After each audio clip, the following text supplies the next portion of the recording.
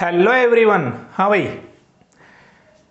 देखिए class 10 science की जो सीरीज चल रही थी उसके अंदर लेसन 1 कंप्लीट हो चुका है और लेसन 1 के जो नोट्स मैंने आपको कॉन्सेप्ट से समझाए हैं उसके बाद में कुछ क्वेश्चंस मैंने आपको नोट्स कॉपी में करने के लिए दिए थे।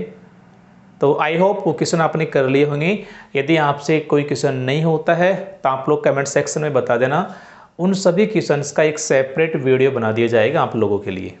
लेकिन बताना तो आपको पड़ेगा ना भाई क्वेश्चन हो भी रहा है या नहीं हो रहा है। आज अपन चलते हैं लेसन 2 की तरफ, जिसका नाम है अम्ल, क्षारक एवं लवण, acid base and salt.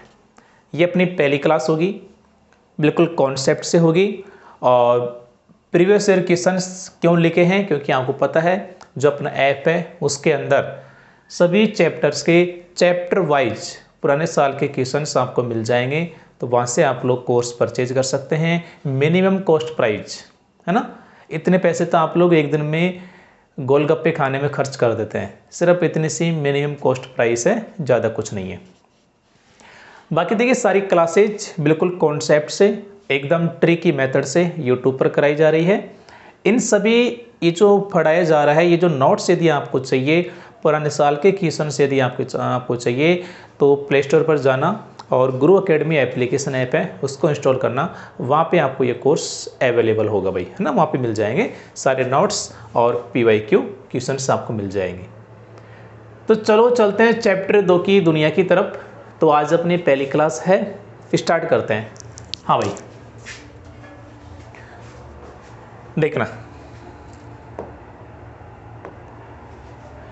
Lesson का नाम पता है ही, अम्ल, क्षारक एवं लवण। तो सबसे पहले अपन जो इसके अंदर डिस्कस करेंगे, सबसे पहले अपन डिस्कस करते हैं इसके अंदर। तो सबसे पहला जो हमारा टॉपिक होगा उसका नाम होगा पदार्थों का वर्गीकरण। सबसे पहला जो हमारा टॉपिक होगा उसका नाम क्या होगा भाई? पदार्थों का वर्गीकरण। ये हमारा सबसे पहला टॉपिक है।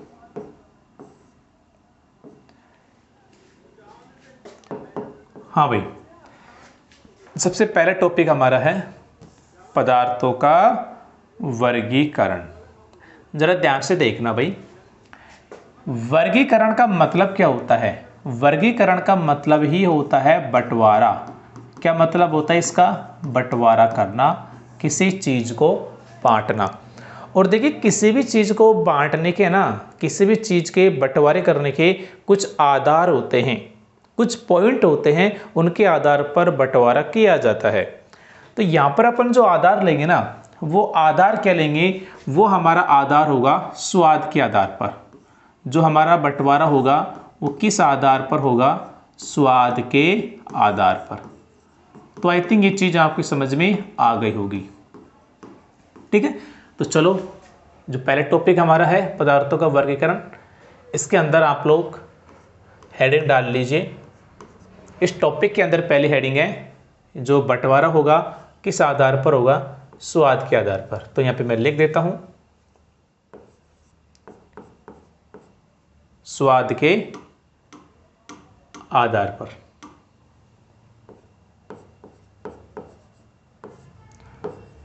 स्वाद के आधार पर।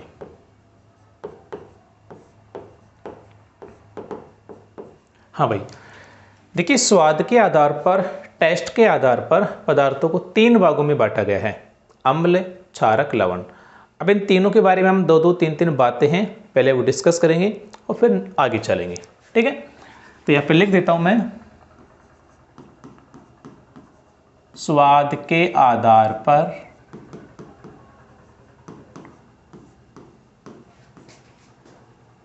पदार्थों को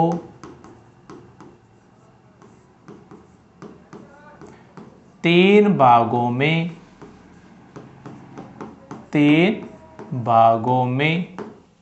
बांटा गया है। स्वाद के आधार पर पदार्थों को 3 भागों में बांटा गया है। कौन कौन से? तो मैं पहले नाम लिख देता हूं। सबसे पहला बंटवारा है अम्ल, सेकंड है क्षारक, देखिए क्षार बोलो चाहे क्षारक बोलो, कन्फ्यूजन मत होना, ये शब्द मैं आगे जाके थोड़ा सा क्लियर कर दूंगा आपका, ठीक है। तो आप लोग क्षारक पढ़ो चाहे क्षार पढ़ो, बात एक ही है। हाल फिलहाल के लिए आपको ये समझना है। और तीसरा आपको पढ़ना है लवण। 3 भागों में बांटा गया है, अम्ल, क्षारक और लवण। सबसे पहले बात करते हैं अपन अम्ल की। 1 नंबर लगा के आपको लिखना है अम्ल।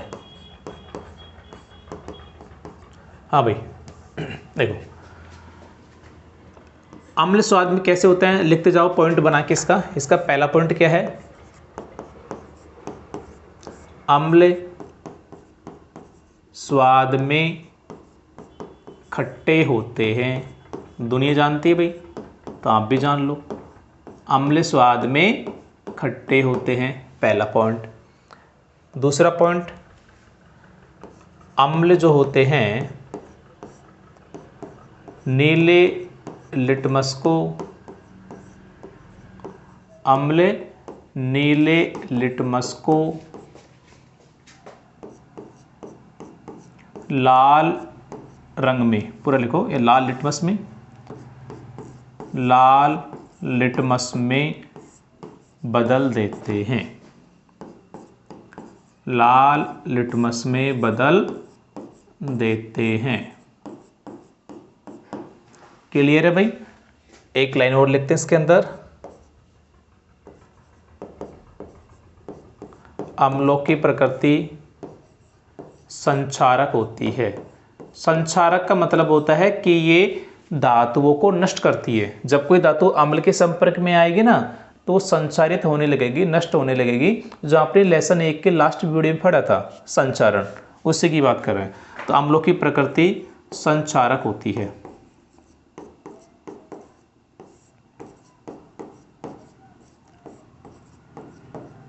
ठीक है। हाल फिलहाल अम्ल के अंदर मैंने 3 पॉइंट लिखे हैं।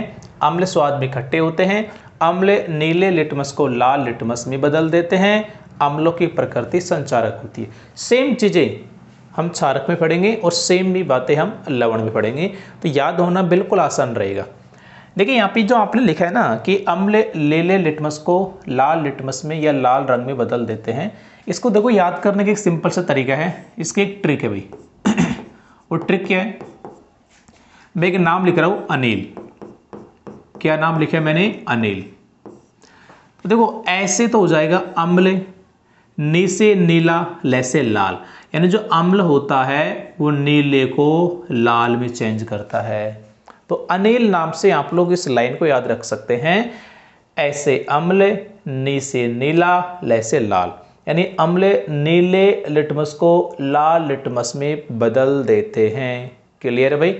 चलो सेकंड देखते हैं अपन क्षारक। सेकंड देखते हैं क्षारक। हाँ भाई, तो क्षारक का पहला पॉइंट, स्वाद की बात कर लेते हैं। क्षारक स्वाद में कड़वे होते हैं, क्षारक स्वाद में कड़वे होते हैं। देखो क्षारक में ना लास्ट में क्या आ रहा है, क्या आ रहा है, क्या आ रहा है, तो कैसे क्या बन जाएगा, कड़वा। ठीक है, क्षारक स्वाद में कड़वे होते हैं। नेक्स्ट पॉइंट, क्षारक लाल लिटमस को, क्षारक लाल लिटमस को नीले लिटमस में, नीले लिटमस में बदल देते हैं, नीले लिटमस में बदल देते हैं। और अम्ल क्या करता है, नीले को लाल, तो इसका उल्टा कर देना है आपको, ज़्यादा कुछ नहीं। जैसे अम्लों की प्रकृति संचारक थी, वैसे क्षारकों की प्रकृति भी कैसी होती है, संचारक। ये भी धातु क्या कर देते हैं, नष्ट कर देते हैं। क्षारकों की प्रकृति संचारक होती है, संचारक होती है ना। तो ऐसी बातें हमने अम्ल के अंदर डिस्कस की थी और सेम बातें हमने क्षारक में डिस्कस की है। तो याद करना ना बिल्कुल आसान हो जाता है भाई, है ना, सेम सेम चीज़ें आप लोग पढ़ते हैं तब। चलो अब लवण की बात कर लेते हैं 3 नंबर पे। लवण मीन साल्ट।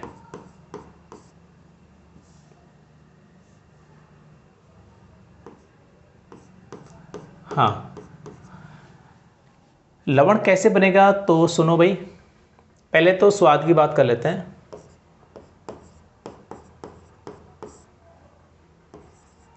लवण स्वाद में खारे होते हैं।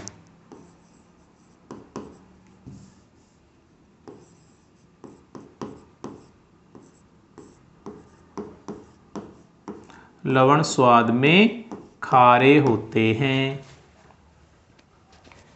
क्लियर है भाई। इसके अलावा बात कर लेते हैं लिटमस के। तो लवण लिटमस के रंग में कोई परिवर्तन नहीं करते हैं। लवण लिटमस के रंग में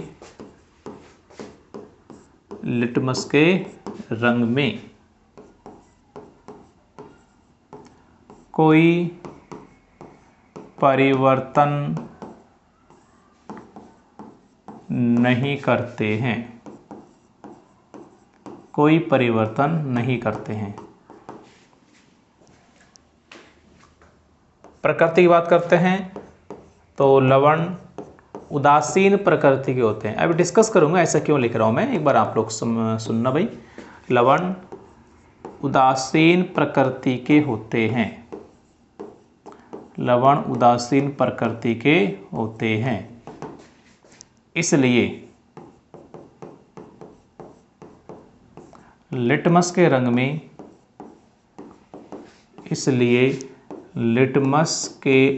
में कोई परिवर्तन नहीं करते हैं।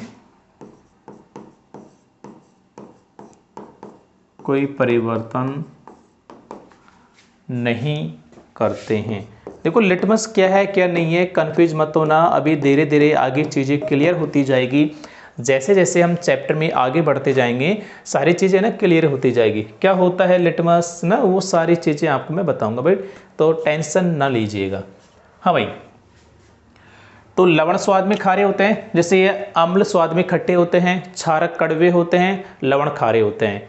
अम्ल नीले लिटमस को लाल में चेंज करता है, क्षारक लाल को नीले में चेंज करता है, और लवण जो होते हैं लिटमस के रंग में कोई परिवर्तन नहीं करते हैं। इसके अलावा जो अम्ल होते हैं उनकी प्रकृति संचारक होती है, क्षारकों की प्रकृति भी संचारक होती है, और जो लवणों की प्रकृति होती है वो उदासीन होती है, इसीलिए लिटमस के रंग में कोई परिवर्तन नहीं करते हैं। एक्चुअली में होता क्या है कि यदि कोई पदार्थ ना तो अम्लीय है ना क्षारीय है तो वो उदासीन होता है। और एक्चुअल में क्या होता है, जब अम्ल को और क्षार को आपस में मिलाया जाता है तो अम्ल क्या करेगा, क्षार के प्रभाव को नष्ट कर देगा और क्षार अम्ल के प्रभाव को नष्ट कर देगा। तो जो लवण बनता है भाई, अम्ल और क्षार आपस में जुड़ेंगे तो लवण बनेगा, और जो लवण बनेगा ना तो अम्लीय होगा ना क्षारीय होगा, क्योंकि दोनों ने एक दूसरे के गुणों को नष्ट कर दिया है। तो जो लवण बनता है वो उदासीन प्रकृति का होता है। चीज़ें क्लियर, बाकी आगे और मैं चीज़ें लिखवाता जाऊंगा, क्लियर होती जाएगी। तो आपने जो पहला टॉपिक लिखा था, पहला टॉपिक आपने जो लिखा था पदार्थों का वर्गीकरण, इसमें हमने लिया था स्वाद के आधार पर, ये कंप्लीट है। और एक ही आधार है स्वाद के आधार पर, इसके अलावा आपको पढ़ना भी नहीं है। नेक्स्ट टॉपिक देखिए,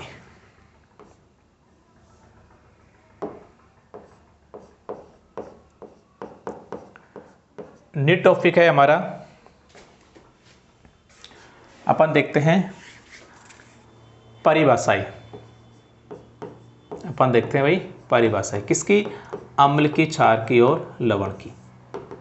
अब देखिए जो परिभाषाएं होती है ना, अम्ल की, क्षार की, लवण की परिभाषाएं भी ना अनेक वैज्ञानिकों ने अलग अलग परिभाषा दी है, किसने क्या बताया है, किसने क्या बताया है। तो यहाँ पर जो अपन आधार लेंगे वो लेंगे आयनों के आधार पर। वो कौन सा आधार लेंगे भाई, आयनों के आधार पर, आयंस के आधार पर देखेंगे अपन, आयनों के आधार पर। तो परिभाषा क्या बने, वो टॉपिक क्या बनेगा हमारा, यदि मैं देखना चाहूँ लिखना चाहूँ कि आयनों के आधार पर अम्ल, क्षारक एवं लवण की परिभाषा है। क्लियर है भाई? चलो, तो सबसे पहले अपन जो परिभाषा देखेंगे वो किसके देखेंगे? अम्ल की देखेंगे। तो फर्स्ट ऑफ ऑल अपन देखते हैं अम्ल की। देखना अम्ल क्या होता है। हाँ भाई, ध्यान से देखना। मेरे पास ये एक पात्र है और इसमें भरा हुआ है जल। इसमें क्या भरा हुआ है भाई? इसमें जल भरा हुआ है। ये लो, इसके अंदर जल भरा हुआ है, ठीक है। और मेरे पास ये एक अम्ल है HCl। HCl अम्ल है और ये जल है। मैंने क्या किया, इस HCl को उठा के इस जल में डाल दिया। तो जैसे ही जल में डाला तो ये टूट गया H+ में और Cl- में। यदि मैं इसकी जगह कोई दूसरा अम्ल लूँ, जैसे मैंने लिया H2SO4, और जब मैं इसको इसमें डालूंगा तो ये भी क्या होगा, H+ में टूटेगा और सल्फेट में टूटेगा, SO4 2-। यदि मैं किसी और दूसरे अम्ल को डालूंगा तो वो H+ में टूटेगा और दूसरा उसके साथ जो जुड़ा हुआ है उसमें टूटेगा। तो कॉमन चीज क्या दिख रही है आपको? आपको कॉमन चीज दिख रही है H+। मतलब क्या हुआ कि जब भी अम्ल को जल में डालते हैं तो वो H+ आयन देते हैं। ये फिक्स है कि अम्ल को जल में डालेंगे तो H+ आयन ही देंगे सब में। मतलब कॉमन चीज H+ मिलेगी सभी के अंदर। कोई सा भी अम्ल को जल में डाल दो, H+ आयन तो देगा ही देगा, ठीक है। तो इस प्रकार इसकी परिभाषा क्या बन जाएगी कि वे पदार्थ जो जलीय विलयन में या जल में, वे पदार्थ जो जलीय विलयन में H+ आयन देते हैं। H+ मीन्स हाइड्रोजन आयन देते हैं, अम्ल कहलाते हैं। अम्ल कहलाते हैं।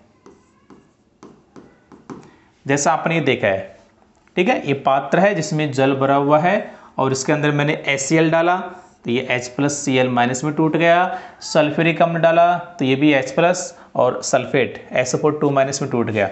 कॉमन चीज क्या दिखाई दे रही है आपको? H+। यानी जब भी आप लोग किसी अम्ल को जल में डालेंगे, जल में घोलेंगे तो H+ आयन मुक्त करते हैं। ये इसकी पहचान होती है। तो यदि मैं इसको समीकरण के रूप में लिखना चाहूँ तो कैसे लिखेंगे? देखना भाई, ये आपका HCl है और ये आपका जल है। जब अम्ल को जल में मिलाया तो ये देगा H+। यहाँ पे मैं लिख रहा हूँ AQ।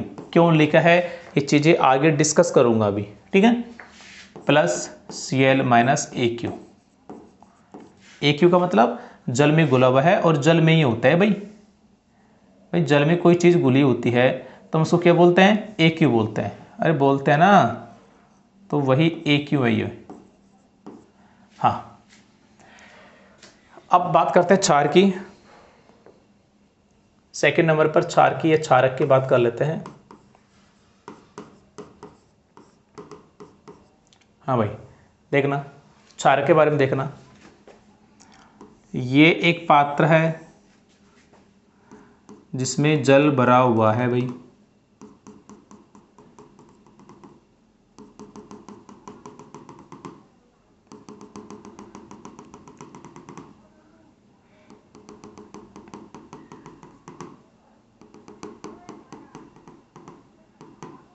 क्या भरा हुआ है भाई? इसमें जल भरा हुआ है। बहुत कीमती चीज होती है भाई जल। और मैंने एक क्षार लिया, जैसे NaOH ले लिया मैंने इस NaOH को उठा के इसमें डाला तो ये टूटा Na+ और OH- में। क्लियर? मैंने दूसरा क्षार लिया KOH, इसको जल में डाला तो देखा ये टूटा K+ में और OH माइनस में। मैंने कोई तीसरा ले लिया, जैसे मैंने ले लिया MgOH का होल ट्वाइस और इसमें डाला तो ये टूटा Mg2 प्लस और OH माइनस। तो मुझे बताओ, जब मैंने तीनों क्षार को जल में डाला या कोई और क्षार भी ले लूँ तो कॉमन क्या दिख रहा है आपको? सभी में कॉमन नज़र आ रहा है OH माइनस। इसका मतलब कि वे पदार्थ जो जल में घोलने पर OH माइनस आयन देते हैं क्षार कहलाते हैं। क्लियर है भाई, है ना? तो क्षारकों की पहचान होती है जल में घोलने पर OH माइनस, जिसे हम हाइड्रोक्साइड आयन कहते हैं, वो प्रदान करते हैं। तो परिभाषा क्या बनेगी, देखना भाई, वे पदार्थ जो जल में घोलने पर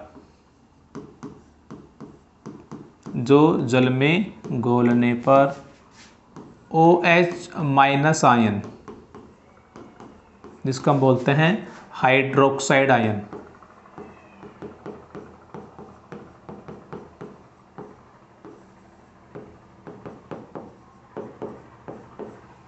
वे पदार्थ जो जल में घोलने पर OH माइनस आयन यानी हाइड्रोक्साइड आयन प्रदान करते हैं,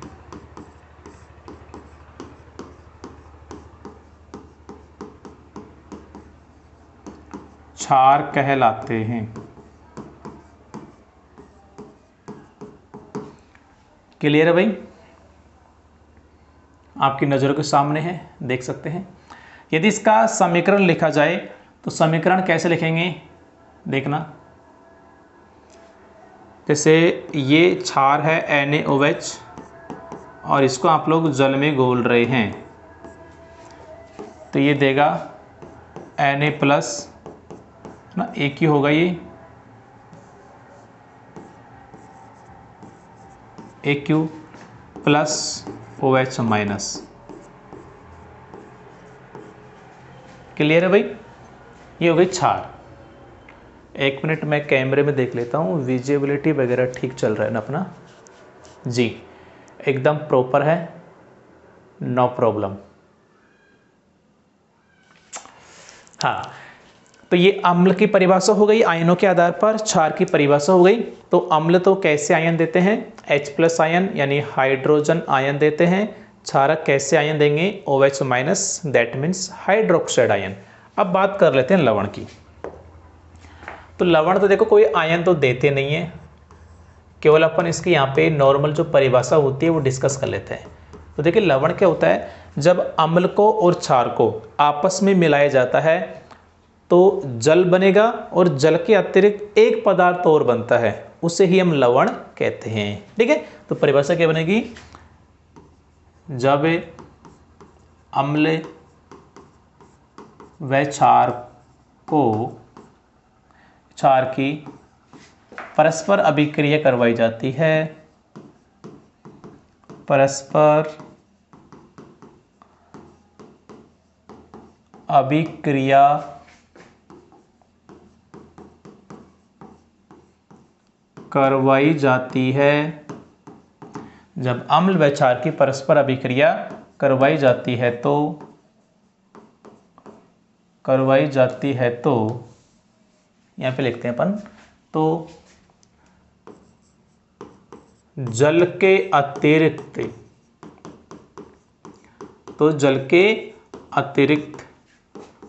बनने वाला पदार्थ, जल के अतिरिक्त बनने वाला पदार्थ लवण कहलाता है। जल के अतिरिक्त बनने वाला पदार्थ लवण कहलाता है। यानी यदि मैं इसका समीकरण फॉर्म में बात करूं तो ये अम्ल है और ये क्षार लिखो चाहे क्षारक लिखो ना, बात ये कि समझो आप लोग, तो बनेगा लवण और जल। यानी जब अम्ल और क्षार को आपस में मिलाएंगे ना तो इस जल के अतिरिक्त जो पदार्थ बन रहा है वो लवण है। एग्जाम्पल की बात करूँ तो मैंने लिखा HCl, एक अम्ल लिया, एक क्षार लिया NaOH, दोनों आपस में जुड़ेंगे बनाएगा NaCl जो कि लवण होगा, साथ में H2O यानी जल। ऐसा क्यों? देखो इसमें H प्लस होता है, Cl माइनस होता है, Na प्लस होता है, OH माइनस होता है। इसका प्लस इसके माइनस के पास जाएगा तो H, 2H, 1 O, H2O। इसका प्लस इसके माइनस के पास NaCl। क्लियर है भाई? तो जब अम्ल व क्षार की परस्पर अभिक्रिया करवाई जाती है तो जल के अतिरिक्त बनने वाला पदार्थ लवण कहलाता है। ये आपने इसको अभिक्रिया के फॉर्म में लिख दिया। अब देखो जब अम्ल और क्षार आपस में मिलते हैं ना तो अम्ल तो क्या करेगा, क्षार के प्रभाव को नष्ट कर देगा और क्षार अम्ल के प्रभाव को नष्ट कर देगा। तो जो लवण बनेगा ना वो ना तो अम्लीय होगा न क्षारीय होगा, और जो पदार्थ ना अम्लीय होता है न क्षारीय होता है उसे हम बोलते हैं उदासीन प्रकृति का। ठीक है, इसलिए इस अभिक्रिया को बोलते हैं उदासीनीकरण प्रक्रिया, यानी लवण का निर्माण उदासीनीकरण अभिक्रिया द्वारा होता है। तो ये लाइन लिख दूं मैं, लिखो भाई, लवण का निर्माण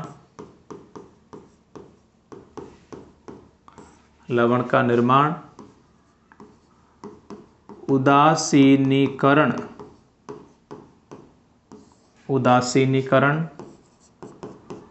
अभिक्रिया द्वारा होता है।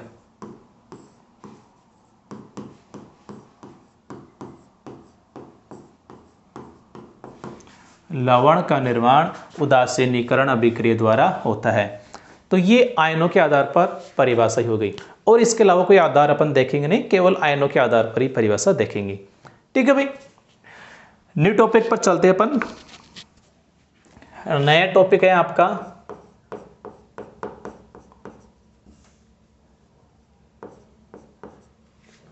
अम्ल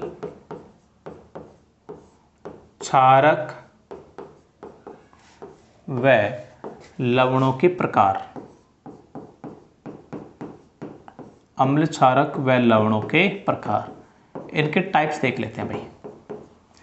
अम्ल क्षारक व लवणों के प्रकार, पहले अपन अम्ल के प्रकार की बात करेंगे, फिर क्षारकों के प्रकार की बात करेंगे, और फिर लवणों के प्रकार की बात करेंगे, है ना। हाँ भाई, आवाज़ वगैरह प्रॉपर चल रहा है ना भाई? कोई दिक्कत हो तो आप लोग बता दीजिएगा। हाँ, तो सबसे पहले अपन जो देखेंगे वो देखेंगे अम्लों के प्रकार। सबसे पहले किसके प्रकार देखेंगे अपन? अम्लों के प्रकार, टाइप्स ऑफ एसिड। भाई टॉपिक क्या है हमारा? अम्ल क्षारक व लवणों के प्रकार। तो पहले डिस्कस करेंगे अम्लों के प्रकार। ठीक है, अब देखना भाई, ध्यान से सुनना। अम्ल का जो अपन प्रकार देखेंगे ना उसमें भी पहला आधार क्या होगा? सबसे पहला जो आधार है अम्लों का वो अपन आधार देखेंगे स्रोत के आधार पर, स्रोतों के आधार पर, स्रोतों के आधार पर। क्या मतलब होता है स्रोत या स्रोत? स्रोत का मतलब होता है जिससे अपन कोई चीज प्राप्त करें। भाई जिससे भी अपन कोई चीज प्राप्त कर रहे हैं ना उसका वो स्रोत हो जाएगा। तो वैसे ही अम्ल हम किससे प्राप्त कर रहे हैं उसके आधार पर। ठीक है, तो स्रोतों के आधार पर बात करते हैं। तो स्रोतों के आधार पर ना ये दो प्रकार के होते हैं भाई। एक तो होगा प्राकृतिक अम्ल, यानी कोई प्राकृतिक स्रोत से प्राप्त कर रहे हो अपन, प्राकृतिक अम्ल हो जाएगा। और सेकंड हो जाएगा कृत्रिम अम्ल। इसके और भी नाम हैं, जब डिस्कस करेंगे अभी तब इसके और नाम भी मैं लिख दूंगा। ठीक है, तो अम्ल हम किससे प्राप्त कर रहे हैं इसके आधार पर दो प्रकार की हो गई, प्राकृतिक अम्ल, कृत्रिम अम्ल। पहले बात करते हैं अपन प्राकृतिक अम्ल की, नेचुरल एसिड। तो प्राकृतिक अम्ल का मतलब क्या हो गया कि वे अम्ल जिन्हें हम प्राकृतिक स्रोतों जैसे पेड़ पौधे हैं, जीव जंतु है, ये नेचुरल चीजें हैं, इनसे यदि आप लोग प्राप्त कर रहे हैं तो इनसे जो अम्ल आपने प्राप्त किया है कैसा हो जाएगा भाई? प्राकृतिक अम्ल हो जाएगा। तो डेफिनेशन क्या हो जाएगी? वे अम्ल जिन्हें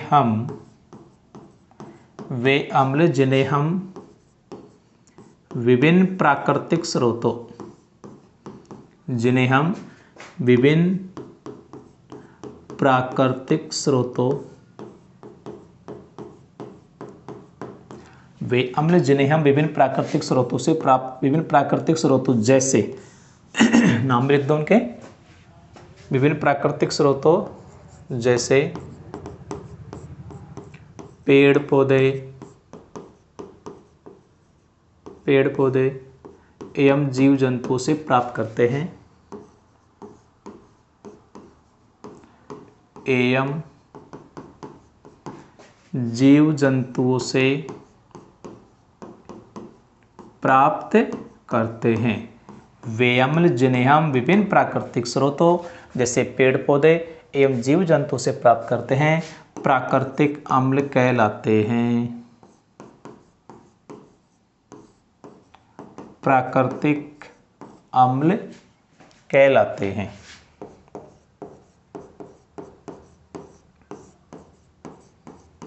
क्लियर है भाई? अब यहां से ना अपन कुछ एग्जाम्पल देखेंगे। प्राकृतिक अम्ल का नाम लिखेंगे और वो किससे प्राप्त कर रहे हैं वो स्रोत लिखेंगे, और ना यहीं से किसी ने पूछा जाता है। तो इसके मैं टेबल बनेगी और टेबल आपको बना देता हूं। तो एक तरफ तो लिखेंगे अपन प्राकृतिक अम्ल, प्राकृतिक अम्ल, और सेकंड तरफ लिखेंगे उसका स्रोत, उसका स्रोत जिससे आप लोग प्राप्त कर रहे हैं। तो यहाँ पे लिखता हूँ मैं उसका प्राकृतिक स्रोत क्या है, उसका प्राकृतिक स्रोत क्या है। क्लियर है भाई? हाँ, लाइन खींच देते अपन इसके अंदर।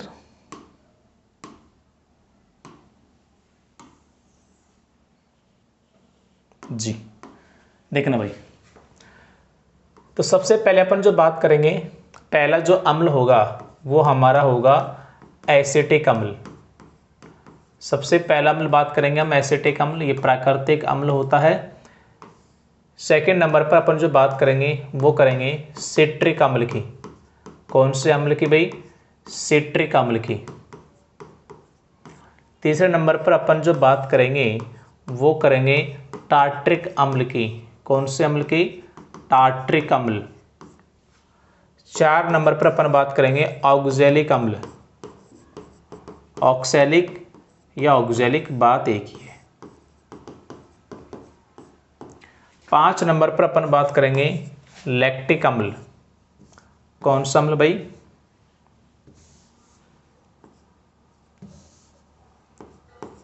लैक्टिक अम्ल।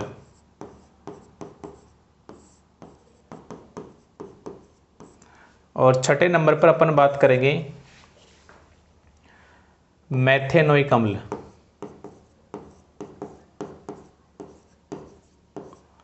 मेथेनोइक अम्ल या हम इसे बोलते हैं फार्मिक अम्ल।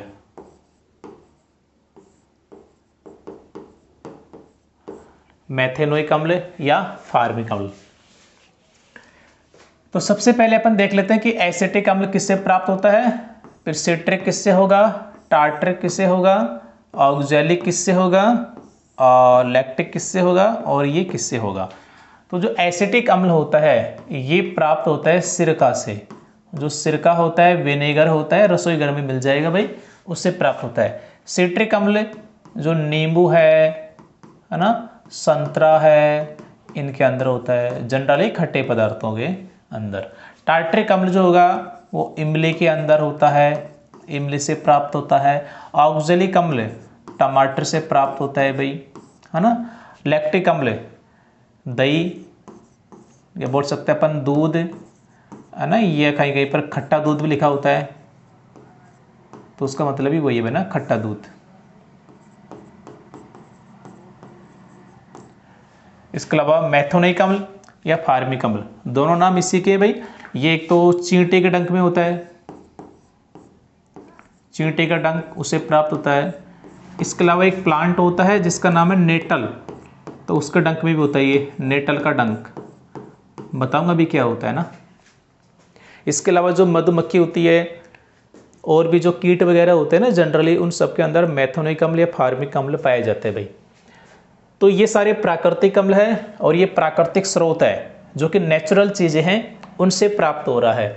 एसिटिक अम्ल सिरका से, सिट्रिक अम्ल नींबू व संतरा में होता है, टार्ट्रिक अम्ल इमली में होता है, ऑक्जेलिक अम्ल टमाटर में होता है, लैक्टिक अम्ल दूध या दही ये बोल सकते हैं, खट्टा दूध ना, उसमें होता है, और जो मेथेनोइक अम्ल होता है, ये जो फार्मिक अम्ल होता है वो चींटी के डंक में होता है और नेटल के डंक में होता है।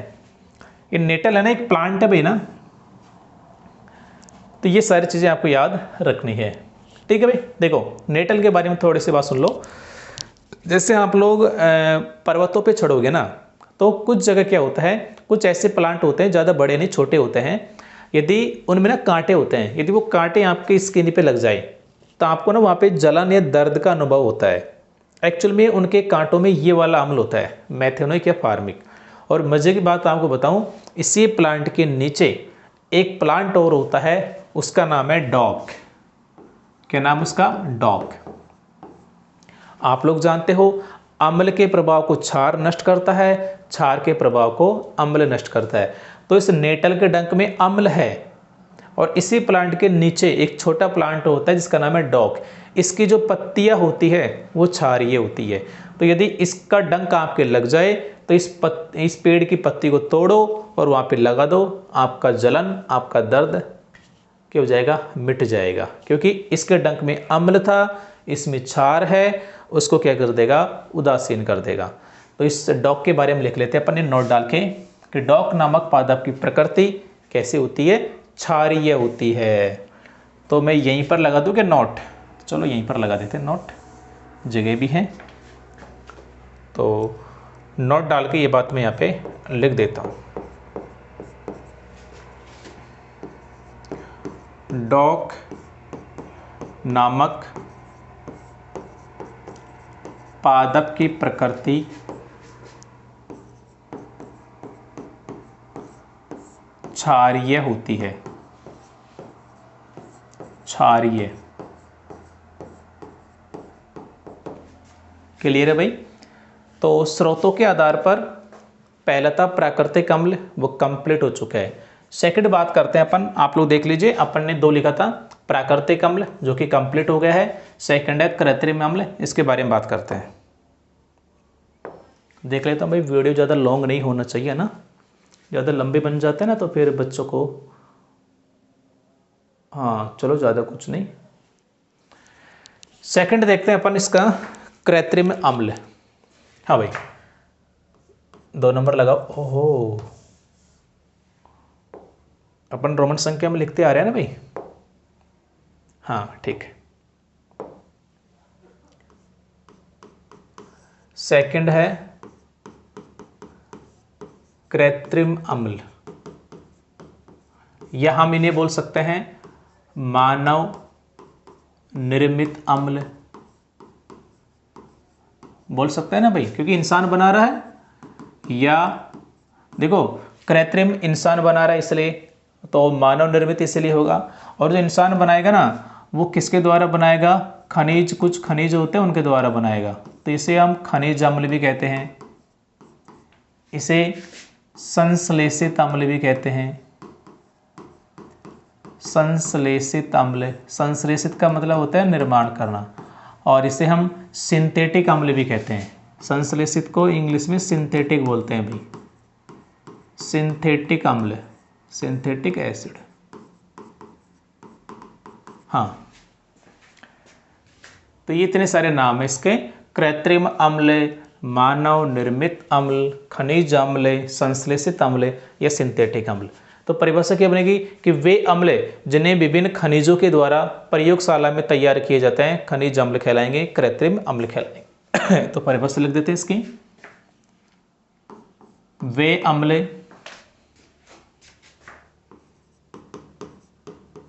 जिन्हें विभिन्न खनिजों के द्वारा, विभिन्न खनिजों के द्वारा प्रयोगशालाओं में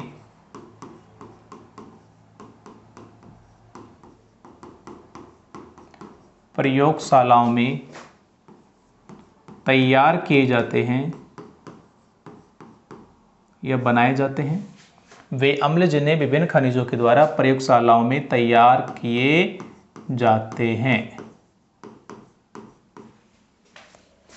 प्रयोगशालाओं में तैयार किए जाते हैं, कृत्रिम अम्ल कहलाते हैं या खनिज अम्ल कहलाते हैं, कृत्रिम अम्ल कहलाते हैं। क्लियर है भाई। यदि अपन एग्जाम्पल की बात करें तो बड़े सोने सोने एग्जाम्पल इसके, जैसे HCl, H2SO4, इसके अलावा HNO3, ये कैसे अम्ल है भाई? एक कृत्रिम अम्ल है। अब देखो इन तीनों अम्ल के बारे में ना कुछ कुछ बातें मैं आपको बता देता हूँ, और यहाँ से तो ना क्वेश्चन भी पूछा गया एक, वो भी मैं बता दूंगा भाई। तो सबसे पहले आपको यहाँ पे डालना है HCl। देखो पहली बात, HCl का यदि मैं रासायनिक नाम की बात करूँ तो सूत्र तो HCl है ही। यदि मैं इसका रासायनिक नाम की बात करूँ, यदि मैं इसका केमिकल नाम देखना चाहूँ तो इसका रासायनिक नाम होता है हाइड्रोक्लोरिक अम्ल, हाइड्रोक्लोरिक अम्ल, या इसे बोलते हैं हाइड्रोजन क्लोराइड। ये इसे क्या बोला जाता है भाई? हाइड्रोजन क्लोराइड, है ना भाई। ये इसका रासायनिक नाम होता है। यदि मैं इसका सामान्य नाम लिखना चाहूं तो इसका सामान्य नाम होता है नमक का अम्ल, नमक का अम्ल। ये इसे बोलते हैं नमक का तेजाब, कभी कभी नमक का तेजाब भी कह देते हैं, कोई दिक्कत वाली बात नहीं है।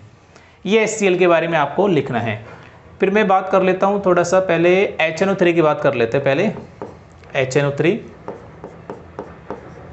हाँ भाई, तो सबसे पहले देखते हैं HNO3 का रासायनिक नाम क्या होता है। HNO3, इसका सबसे पहले देखते हैं रासायनिक नाम। तो इसका रासायनिक नाम होता है हाइड्रोजन नाइट्रेट, जैसा कि साफ साफ दिख रहा है आपको HNO3। तो इसका रासायनिक नाम होता है हाइड्रोजन नाइट्रेट। क्लियर है भाई। फिर बात करते हैं इसका सामान्य नाम। इसका सामान्य नाम होता है, इसे नाइट्रिक अम्ल भी कहते हैं,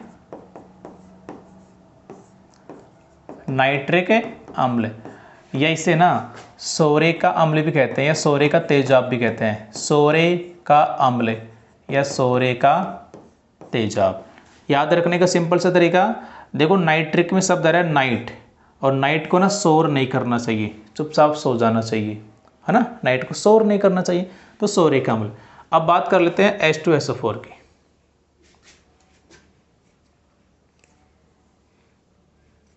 हाँ भाई, ओहो, अरे कौन बैठा है यहाँ पे। हाँ भाई, बात करते हैं H2SO4।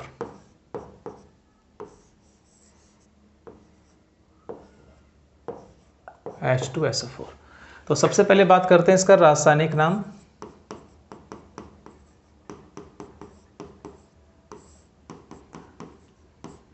इसका रासायनिक नाम क्या होगा? Hydrogen sulphate, hydrogen sulphate. बात करते हैं सामान्य नाम की।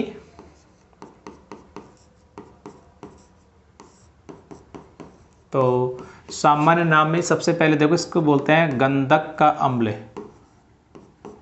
सल्फर को गंधक भी कहा जाता है भाई ना, गंधक का अम्ल। ये इसे बोलते हैं अम्लों का राजा, अम्लों का राजा भी बोलते हैं भाई इसको, या इसको ना रसायनों का राजा भी कहते हैं जी, किंग ऑफ एसिड या किंग ऑफ केमिकल, रसायनों का राजा। ठीक है, रासायनिक नाम तो क्या इसका हाइड्रोजन सल्फेट, और सामान्य नाम होता है इसका गंधक का अम्ल या अम्लों का राजा या रसायनों का राजा। और एक चीज़ और आपको बता देता हूँ मैं ना, इसका सल्फ्यूरिक अम्ल जो होता है ना, इसका उपयोग सेल, बैटरी, व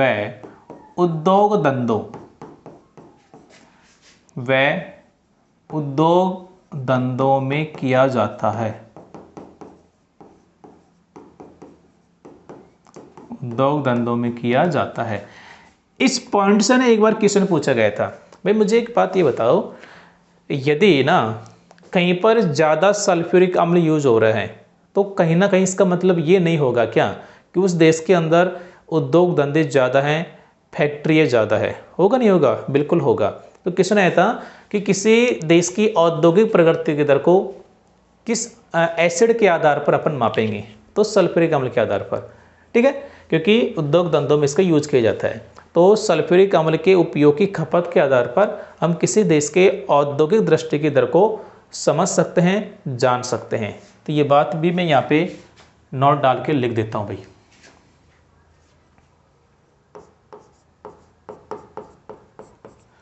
सल्फ्यूरिक अम्ल के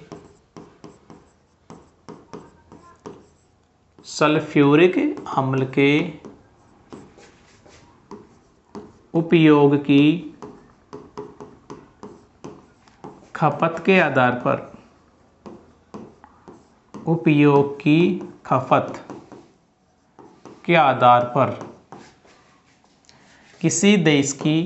की खपत के आधार पर किसी देश की औद्योगिक दृष्टि की दर को औद्योगिक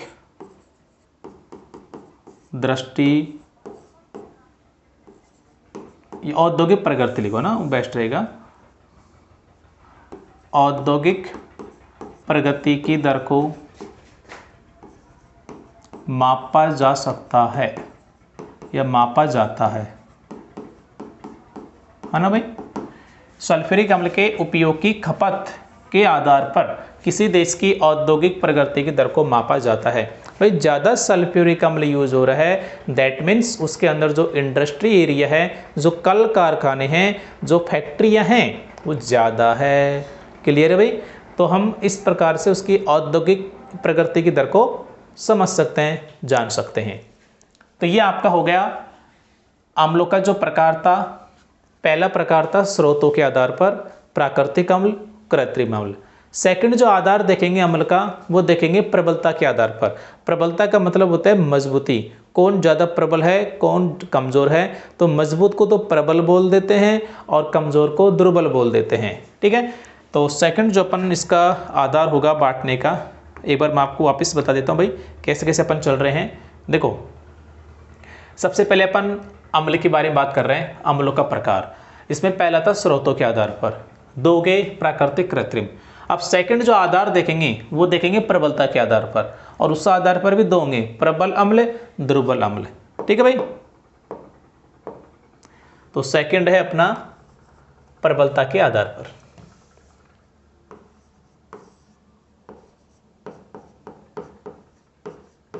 प्रबलता के आधार पर बोलते बोलते मुंह सूख जाते भाई आप लोगों के लिए। और आप लोग ना वीडियो को ना तो शेयर करते हो, ना लाइक करते हो, ना कोई कमेंट वगैरह। पता नहीं कौन सी दुनिया में खो रहे हो भाई, है ना? तो वीडियो को ना एक तो आपको लाइक करना है भाई प्रॉपर, और जैसा भी समझ में आ रहा है, जैसे भी आपको समझ में आता है ना, वो सब चीज़ें कमेंट में बता दिया करो। कोई कमी महसूस होती है किसी भी प्रकार की क्वालिटी के अंदर, क्योंकि कई बार के देखो अभी छोटा सेटअप है ना, तो जैसे लाइटिंग वगैरह, या वैसे आपको विजिबिलिटी में देखने में तो कोई प्रॉब्लम होगी ना भी एकदम, क्योंकि आप लोगों के लिए ना बैकग्राउंड को ब्लैक ले रहा हूँ मैं, ताकि आपको ना अच्छे से दिख जाए, ज़्यादा फ्लैश ना पड़े आपके ऊपर, तो आराम से आपको सब चीज़ें दिखाई दे जाती होगी। तो इसमें तो कोई दिक्कत होगी नहीं। फिर भी यदि कोई प्रॉब्लम है तो आप लोग कमेंट सेक्शन में लिख सकते हैं, तो ना उसको, उस समस्या को रिजॉल्व किया जाएगा भाई। और लाइक करना है, अधिकतम शेयर करना है वीडियो को। आप लोग ना थोड़ा सा यहाँ पे ना थोड़ी सी आप लोग लापरवाही कर रहे हो भाई, है ना? क्योंकि भाई आप लोग जैसे बच्चे हैं ना, वो कहते हैं ना कि भगत नहीं है तो भगवान का कोई मतलब नहीं है।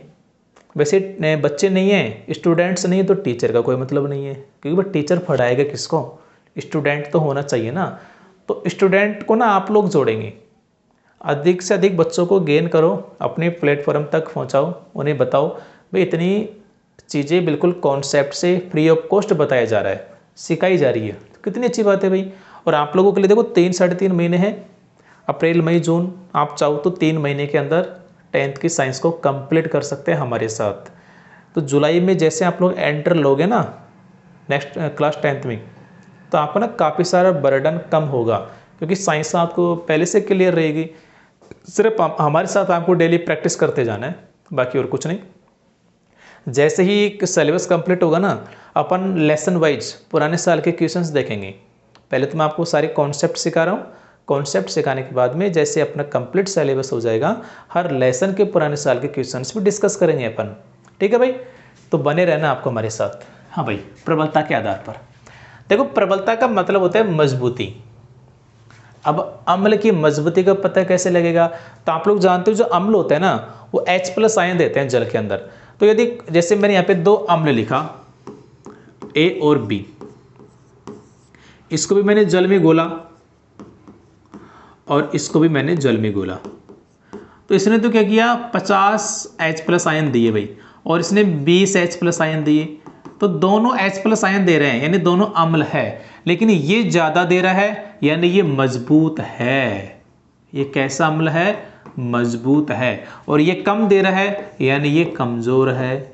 अब यहाँ पे ऐसे तो लिखेंगे नहीं मजबूत अम्ल कमज़ोर अम्ल। मजबूत का मतलब होता है प्रबल, और कमज़ोर का मतलब होता है दुर्बल। समझ रहे बात को भाई? तो प्रबलता के आधार पर जो अम्ल होंगे वो 2 प्रकार के हो जाएंगे। पहला तो कौन सा हो जाएगा? प्रबल अम्ल, और दूसरा हो जाएगा दुर्बल अम्ल।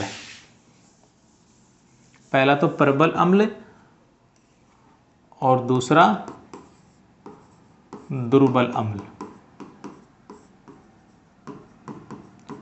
एक एक के बारे में डिस्कस कर लेते हैं, डेफिनेशन और एग्जाम्पल है, ज़्यादा कुछ नहीं है।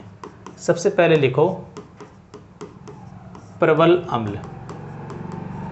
तो प्रबल अम्ल की परिभाषा क्या हो जाएगी कि वे अम्ल जो जल में अधिक मात्रा में H+ आयन देते हैं। सिंपल सी बात है।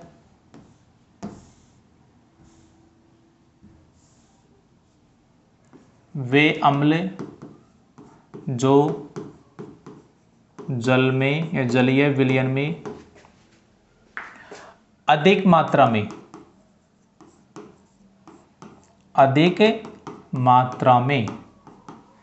H+ आयन देते हैं। वे अम्ल जो जल में अधिक मात्रा में H+ आयन देते हैं प्रबल अम्ल कहलाते हैं। प्रबल अम्ल कहलाते हैं। एग्जाम्पल की बात करूं, हाँ भाई, जैसे HCl, H2SO4, HNO3, ये ना प्रबल अम्ल होते हैं भाई। HCl का तो ना pH 0 होता है, जो आगे डिस्कस करेंगे, बहुत प्रबल होता है ये। सेकंड है दुर्बल अम्ल, वीक एसिड ना, कमज़ोर वाले। कमज़ोर का मतलब कम H+ आयन देंगे ये। तो परिभाषा क्या बनेगी? वे अम्ल जो जल में कम मात्रा में